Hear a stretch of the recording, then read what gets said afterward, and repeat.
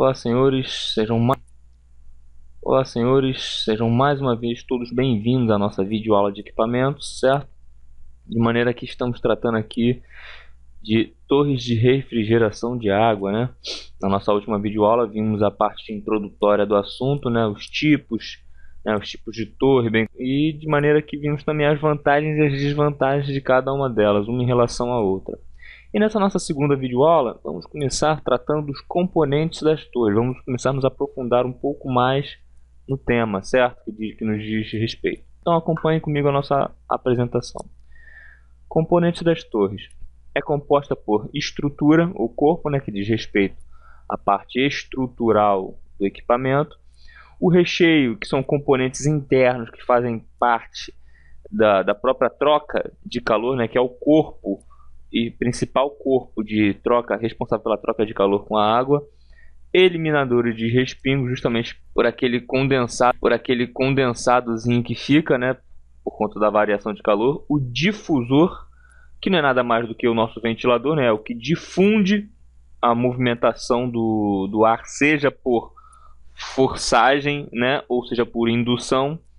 Temos o corpo de equipamento mecânico, que diz respeito ao próprio difusor, bem como os motores, né, de geração de energia.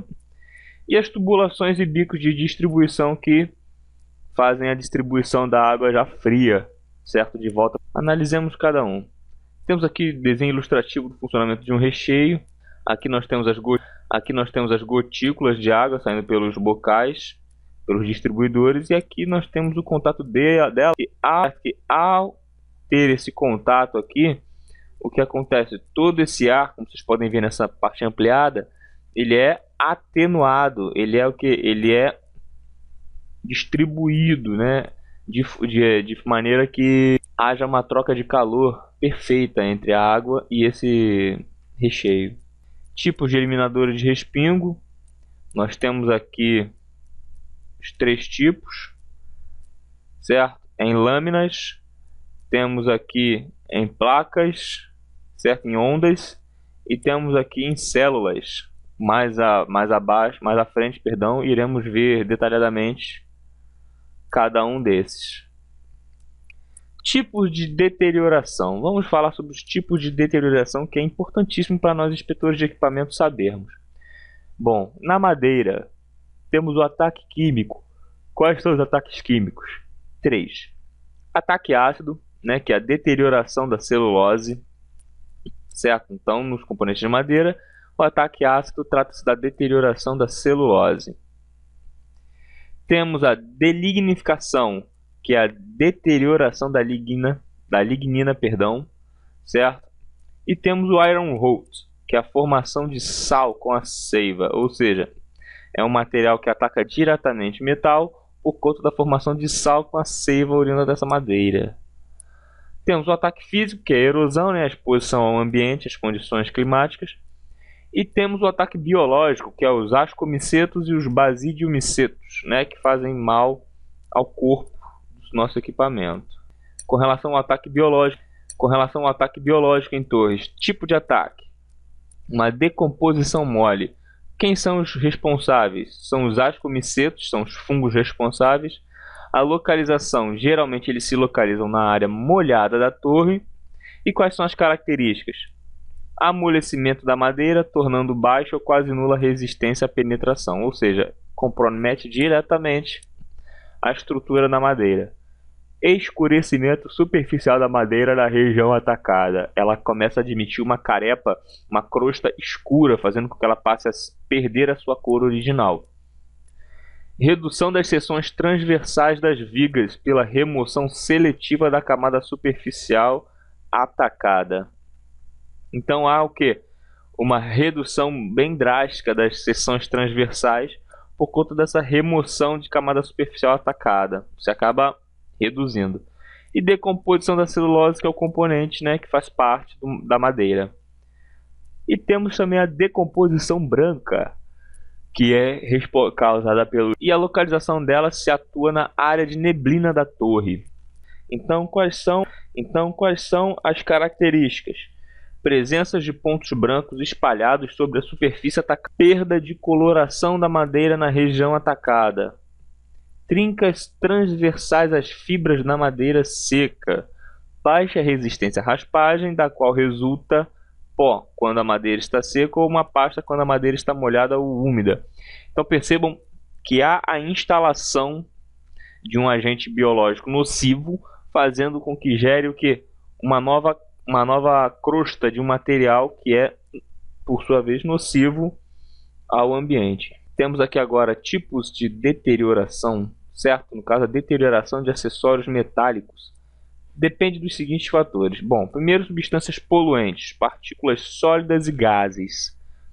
Tem uma umidade relativa, tem o problema da temperatura e tempo de permanência do filme de eletrólito. Ou seja, a umidade relativa diz respeito de uma certa forma à erosão. Se você está expondo um material a uma certa umidade, mesmo sendo metálico, ele se compromete, né, pelo risco da oxidação. Temperatura. Temperatura se dá pelo fato da fluência, né? Se você está numa temperatura muito alta por um dado espaço de tempo, por um longo período de tempo, você tem a deterioração, né, do seu material por conta da fluência. E tempo de permanência do filme de eletrólito. No caso é o que? O tempo em que ele fica exposto aos agentes corrosivos, né, aos ataques. Então temos a classificação, são 3. Corrosão atmosférica seca, corrosão atmosférica úmida e corrosão atmosférica molhada. Tentem entender, senhores, que a diferença entre corrosão atmosférica úmida e corrosão atmosférica molhada diz respeito ao seguinte: onde há umidade. Umidade está mais relacionado à erosão. E corrosão atmosférica molhada diz respeito necessariamente ao próprio contato do material com a própria água, geralmente até mesmo água de resfriamento. Então é essa a diferença entre umidade e estar de fato molhada.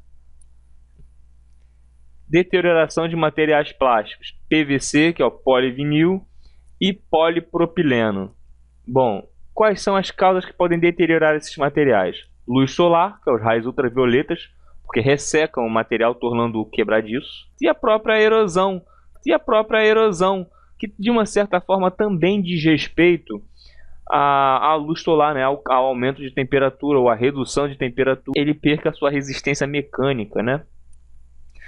Características dos materiais de PVC e polipropileno: são baixos, de baixo peso específico, ou seja, são materiais leves, baixa absorção de umidade, eles não absorvem umidade, certo? Eles passam, não aderem a isso.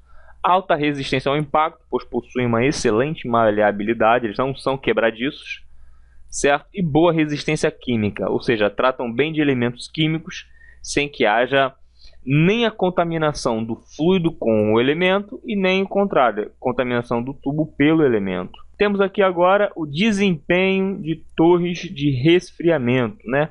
A determinação da dimensão de uma torre. Bom, existem parâmetros que devem ser levados em conta para que esse dimensionamento seja feito da forma correta. São eles: faixa de resfriamento, ou seja, o quanto você quer resfriar por unidade de tempo preste atenção, em relação ao nosso equipamento. Qual é a faixa de resfriamento? Você quer resfriar a quantos graus a sua água? Aproximação diz respeito ao que? A aproximação que essa água tem, né, da unidade onde ela resfriou a essa torre de resfriamento. Quantidade de água a ser resfriada. Essa sim diz respeito diretamente ao que? A termos de volume, não a de temperatura, certo? De água que você quer resfriar. Temperatura de bulbo úmido, que é a temperatura na qual trata-se do próprio resfriamento em si. Quantidade de ar através do enchimento, ou seja, qual é a quantidade de ar que vai ser passado ali para que haja, né, o resfriamento. E a altura da torre, que está intimamente ligado aí às torres naturais, né, pois não possuem ventilação motriz. Exige, né, depende da dimensão da torre com relação à sua altura para que haja uma boa corrente de ar. Bom, no mais, senhores, essa é a nossa segunda videoaula. Ficamos por aqui.